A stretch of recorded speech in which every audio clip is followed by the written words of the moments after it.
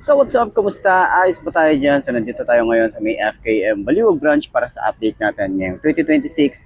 Bagong taon, bagong motor. So ngayong araw na to, update para dito sa FKM Ranger 150. Alamin natin yung presyo at yung specification. Sulit pa rin nga mong bilhin ngayong 2026. Tara, samahan nyo ako. Walk around na natin to. Ayos na ayos yan.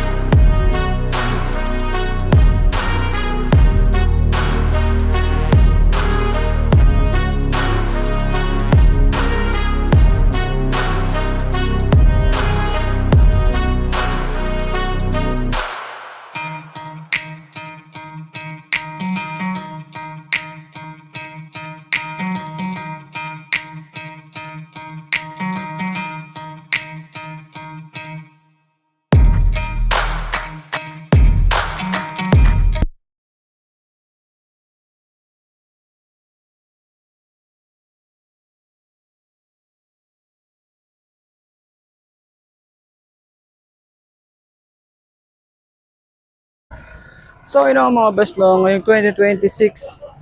So available nga po ulit dito. Nakita natin dito yung kulay brown. Last time kasi nakita natin yung kulay green. Ngayon meron tayong kulay brown na matte finish.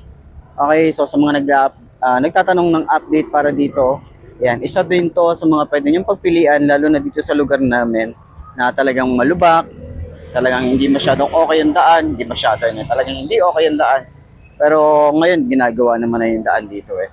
Pero yun na nga, kita nyo naman to. Sa harapan nyo, pwedeng pang trail din to.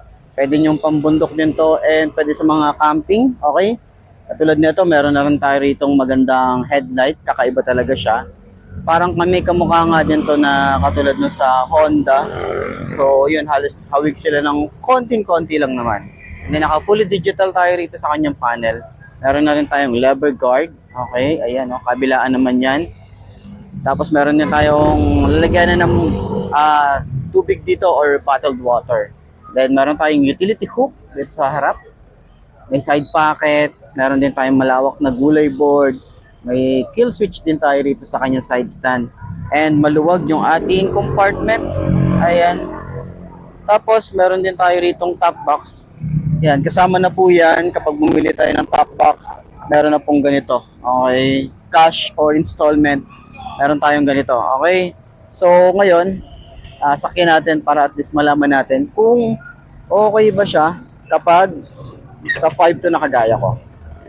Ayan, ganyan ang itsura natin. Saan nyo ba ako? Ayan, ganyan ang itsura natin. So, medyo mataas yung kalsada dito. Ayan. So, sobrang tingkayad, pero dito sa kabila, kaya natin i-manage yan, okay? So, turning radius, sobrang lawak. Sobrang lawak niyan. So, suspension check. Okay, yan. Maganda yung suspension. Yan, konting adjust lang siguro dito. Pero maganda yung suspension, malambot. Siguro, i-rate ko siya ng 7 out of 10. Ayan. Sa likod, ganun din. Ayan, 7 out of 10 din. Ayan, malambot din, no? Pero parang meron akong konting adjustment lang. Yan, dito sa shock niya. Parang merong maalog eh. Tapos dito rin, sa kanyang shock. Ayan. So, siguro ganun talaga. Bago pa eh. So, ayan. Tinan nyo naman, meron tayong gulay board dito. Sobrang lawak din, ano.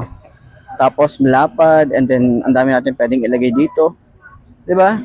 So, ayan. Sa upuan, ganito yung tsura natin, no. Okay, napaka-komportable. Tapos, yung ating side mirror. Lapad din yung side mirror natin dito. Kita nyo naman yan. Oh. So, ayan, sa tingin nyo, sulit nga bang bumili ngayong 2026 ng ganitong motorcycle ni FKM? And, ayan, meron nga pala silang update lang siguro. Meron nga pala silang ilalabas ngayon sa may Makina Motor Show pero wala pa halos update para doon. Then, wala rin silang masyadong post pa. Okay, so tingnan natin kung ano yung magiging update para dito sa FKM motorcycle. Pero ngayon, sa tingin nyo, sulit na bang bumili na ganitong Ranger 150 ng FKM? Comment nyo naman yan. Sa halagang 78,000, na ganitong motorcycle ka na. Ayos yan. Center stand natin. Okay. Magaan naman siya yung center stand. Yun, no? Tanya yan. Ayos.